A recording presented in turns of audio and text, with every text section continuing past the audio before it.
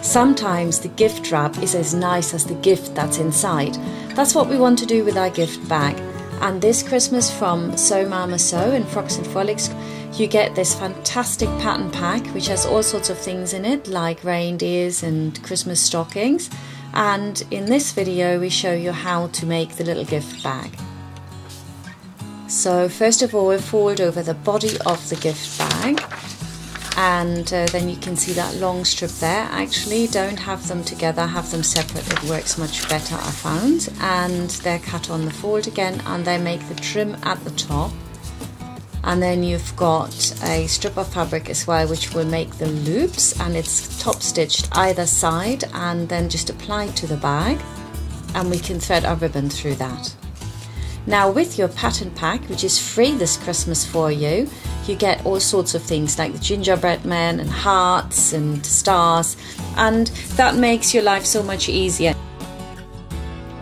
I'm going to show you how to do the little wichtel on this, and you can see here that I've numbered all of them so you can see which number goes on first. Use 3 different types of felt for this, cut them out and then apply them to one side of your fabric. I would pin them on first, exactly in the position that they need to go, and then just lift off the ones you don't need and start applying them. So here you can see I've got them all on,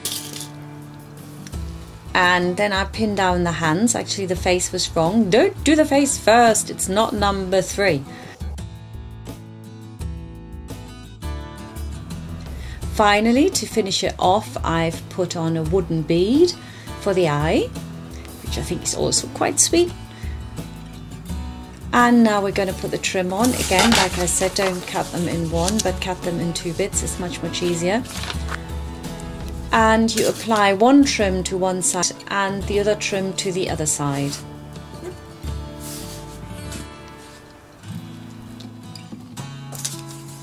Now I've also cut my fabric for the loops. I'm ironing that towards the middle, and then it's top stitched either side.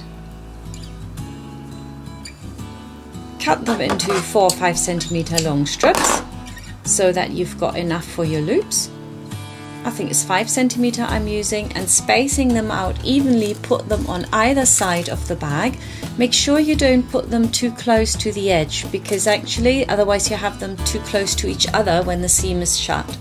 Then stitch across, and you can now close your bag. Now when you look at the sample that I've got on the left hand corner here on my frame, you will see that the loops are lower down, so you could turn up the loops at that point and sew them in completely. But if you're doing it like me, do the side seams first, cut back your seam allowances, then you zigzag or overlock so it can't fray, and you can now turn the trim to the inside, turn it up 1 centimeter and pin it just so it covers the seam.